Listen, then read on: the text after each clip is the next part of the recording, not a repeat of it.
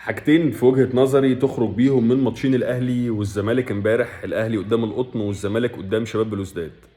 بالنسبة للاهلي بشوف انه كهربا هو الصفقة الاهم للاهلي في التوقيت الحالي، لان التجربة اثبتت ان كهربا هو القطعة الناقصة في البازل اللي الاهلي بيدور عليها الفترة اللي فاتت الاهلي كان في احتياج لمهاجم هداف فعاليته التهديفية تكون قوية، وده اللي كهربا اثبته بالبرهان والدليل والارقام انه افضل من كل الاسماء اللي موجوده في الاهلي على مستوى خط الهجوم سواء محليين او اجانب. فهو اولى باي فلوس انت ممكن تدفعها في صفقه من بره، يا تنجح يا ما تنجحش. واحنا شفنا كلنا نوعيه المحترفين اللي موجودين الفتره اللي فاتت ما هماش احسن حاجه، فهو اولى بالفلوس دي. على الاقل انت عارف مميزاته، عارف عيوبه، عارف اوله، عارف اخره. اثبت نجاحه مع الفرقه، لان انت ممكن تجيب صفقه من بره يبقى لعيب جامد جدا بس ما يوفقش معاك، ده بقى وفق معاك وماشيه وسالكه بسم الله ما شاء الله وزي الفل. فهو اولى باي فلوس ممكن تدفعها في اي لعيب من بره وما يكونش على نفس القدر من الكفاءه، مع الوضع في الاعتبار ان كهربا بيقدم الارقام دي بالكفاءه دي وهو غايب بقاله فتره طويله جدا وبيمر بظروف وملابسات تاثر على اي بني ادم. فما بالك بقى لو بقى فيه استمراريه وبيتمرن وستاندنج وموجود وشغال طول الوقت، هيبقى اكيد مستوى اعلى من التوقيت الحالي.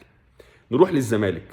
الزمالك الاداء والنتائج اللي هو بيمر بيها في الوقت الحالي هو وضع طبيعي للظروف السلبيه جدا السيئه جدا اللي بيمر بيها الزمالك الفتره اللي فاتت، لانه فرقه بطل دوري سنتين ورا بعض بتتفرغ من كل نجومها او اغلب نجومها، من اول بقى جنش لابو جبل لطارق حامد لساسي لمصطفى محمد لبن شرقي لمصطفى فتحي لاحداد لأنجم وغيره وغيره. انت فرغت الزمالك من فرقه اساسيه بالاحتياطي بتاعها، فطبيعي الوضع يبقى عامل كده.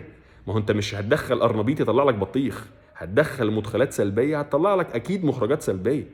ده غير بقى السلطات التانية الباقية، غير بقى الأمور الفنية اللي احنا بنتكلم فيها دي بقى، غير بقى المشاكل الإدارية والفنية والمادية ومدرب يمشي ويجي كمان 3-4 أيام وبتاع. فكل التفاصيل دي طبيعي تؤدي إلى الشكل السيء اللي عليه الزمالك من أداء ونتيجة، ومش هيتحسن الشكل ده غير لما يبقى فيه استقرار إداري، استقرار مادي، استقرار فني، وتستقدم لعيبة فعلا تليق إن هي تكون موجودة في نادي الزمالك. لكن أنت مشيت نجوم كلهم من منتخب مصر ومنتخبات بلادهم، وجايب لعيبه مع كل الاحترام والتقدير في منهم لا يصلح ان هو بس يعدي من قدام سور نادي الزمالك.